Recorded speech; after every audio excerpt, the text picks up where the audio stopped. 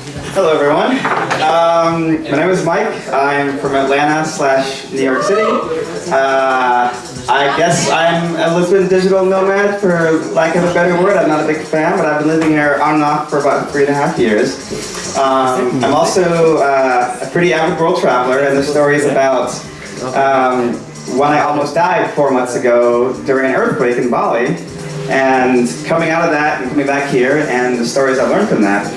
So I guess I'll jump right into it. About a few months ago, earlier this year in February, I met a girl named Stacy in Thailand. We immediately hit it off as friends, and we spent 4 days together. And then I came back to Lisbon, and she says, "Hey, what are you doing in August of 2018?" I was like, "I don't know. My tourist visa will expire at the beginning of August, so I'm probably gonna go back to New York for a bit." She's like, "Want to come to Bali?" I was like, "Okay, why not?"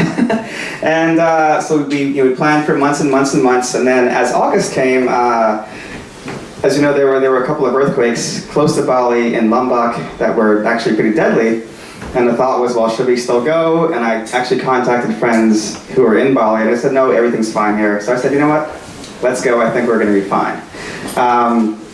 So we both arrived. After long flights, I stopped through Romania, Bulgaria, and Turkey before flying over from Jordan to Indonesia. She came from Korea. She was teaching English there. She still actually teaches English there. And we get to the airport. We grab a taxi, hour-and-a-half drive to our hotel in Ubud.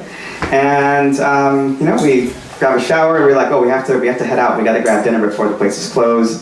So we go into the town. I rent a scooter from the hotel, and we go have a good night. We go around to all the different nightclubs, and about 1 o'clock I switch to water because obviously I'm driving. And about 2:45 or so, it's like, all right, we got a big day tomorrow. We only have 6 days. Let's get a decent sleep before we have to get up at 7 in the morning and go biking around the countryside. And we start driving home, and I'm 39 years old. I've been driving motorcycles since I was 20. I'm completely experienced. I'm driving a scooter, and we are coming up a big hill, and the hill is basically like a steep, semi-steep hill with a 90-degree turn. Just before the turn, like a truck passes us by on the right, no big deal. For a second you're like, and then I saw, oh, here comes a turn. So I go to slow down, hit the front. Well, I actually hit both brakes, but I gave more pressure on the right brake, which is the rear brake, and my hand kicked for some reason, and it caused me to actually also grab the accelerator, which I don't know if any of you ride motorcycles, but it happens from time to time. It doesn't actually cause you to surge forward. It's just you just immediately let go. But it just means you slow down a little bit slower. And then the very next thought. The next 2.5 seconds, even to this day, my memory is still a bit wishy-washy on it. But basically, everything went from I'm driving home, I'm sober, everything's fine, I'm making a perfectly normal, soft 90-degree turn to what the fuck is happening. It was literally, like my memory of it is that everything was just jumbled. And all I know is that the scooter was not responding to what I was telling it to do. And I remember thinking, I'm hitting the brakes, but we're not slowing down. I want to go right, but we're going straight. And nothing is making sense at all. I didn't realize at the time that I was in the middle of a 5.5 earthquake. And the last thing I remember was holding on to the handles and saying, I said out loud, oh shit, we're going over. And what happened was the road was going this way. We were going this way. This way was a very steep hill. It's 3 o'clock in the morning in the jungle. I don't know what is beyond what I'm looking at because it's pitch black. That's the last thing I remember. I woke up, which I didn't realize was an hour and a half later, and I changed back. When I looked back, I realized it was an hour and a half later. About 4:30, I woke up, and I realized I didn't have my glasses on, but I was like, oh, I went to sleep outside in the grass. Why did I do that? And because I realized, what am I doing outside? And I was like, Stacy. She's like, yeah, Mikey, I'm here. And I'm like, did we get drunk and go outside in the rice paddies? She's like, no. And I'm like, did we, why are we laying in the grass right now? I literally couldn't remember. She's like, I don't know. I'm like, I don't know either. Why are we outside? And I was like, oh my God, did we get kidnapped and dropped here? I literally said that. And she's like, I don't think we got kidnapped. And I was like, okay, there's a reason why we're laying in the grass right now. And I was like, okay, we gotta play it back. Like, we were coming home from the nightclub, and now all of a sudden I was like, it took about 5 minutes, I was like, oh my God, wait a minute, we had an accident. And she's like, yeah. I was like, oh crap. Okay, well, we have to get up and go. And at that point, it's the first time I tried to actually get up, and I put both my hands down, and I realized, oh, well, my wrist is broken, so I'll just let me put that over here. So I was like, okay, well, let me try to get up with my other hand, or my other arm, and then I realized that my neck I thought it was broken at the time. I thought my neck was broken. I was like, I can't get up. And my next thought was, okay, well, I can move my legs, I'm not paralyzed. And then of course, the reality kind of set in, and I was like, okay, we've been in an accident. I can't move. I was like, Stacy, can you move? She's like, I can't move either. I was like, well, we're on the bottom of some ravine in the middle of the jungle. Nobody knows we're here. We need to get out of here, because that's when, of course, when you're in shock, you don't feel how much damage you're in. And in reality, I had fractured my skull, circular skull fracture right here. I was bleeding out of my ears.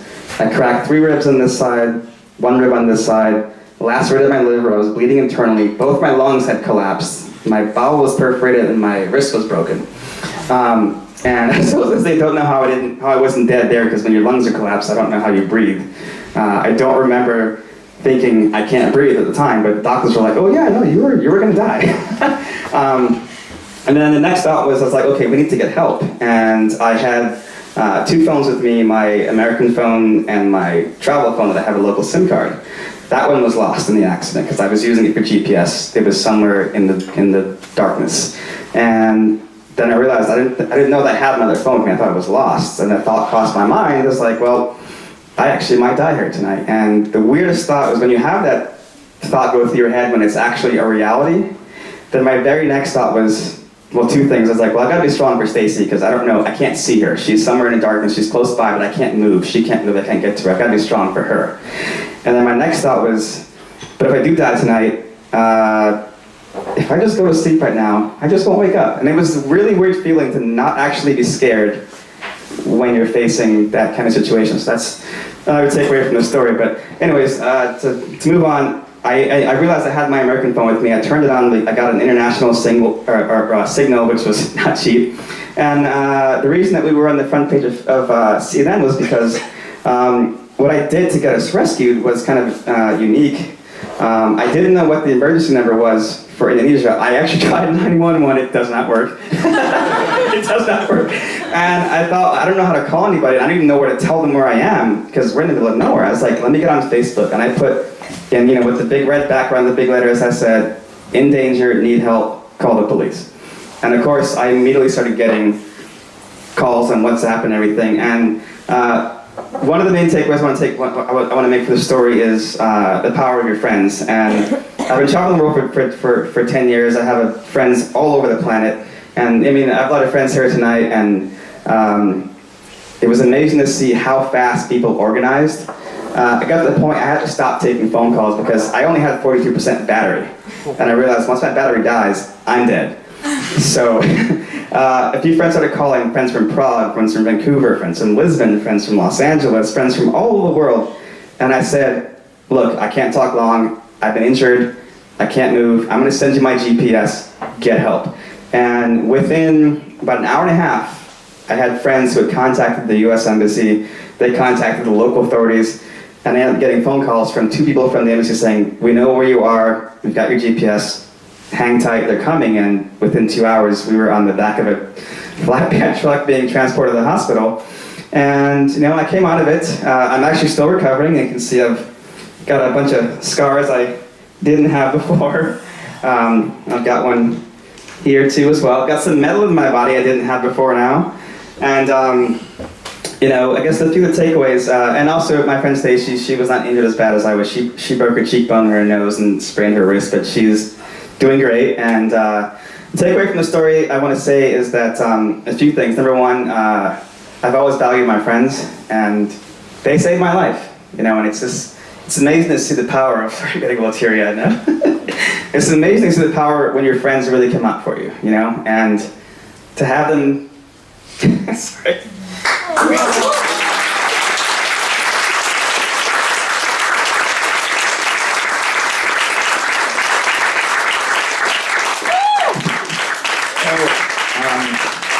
I've always said, tell your friends you love them because they might not be here tomorrow, or you might not be here tomorrow. So that was one of the first takeaways, was my friends came out in droves, and they really, I mean, we would be dead if it wasn't for them. And so tell your friends you love them every day, if you can. And the second thing I want to say, this is more of you know, tonight we talked about everyone wanted to disconnect and not be on social media and not use their phones. And the funny part was, the takeaway from the story is that being on Facebook saved my life.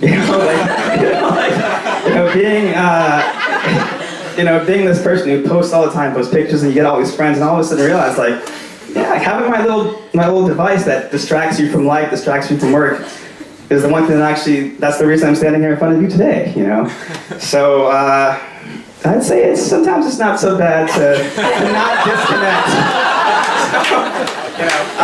So yeah, I think there's so much more I can say about the story, but I think I'm gonna stop it there. But just remember, your friends are the most important things in the world. It's just more important than money or power or anything. The people who love you, the people who care about you, because they're the ones who are gonna come out when you need them the most. So.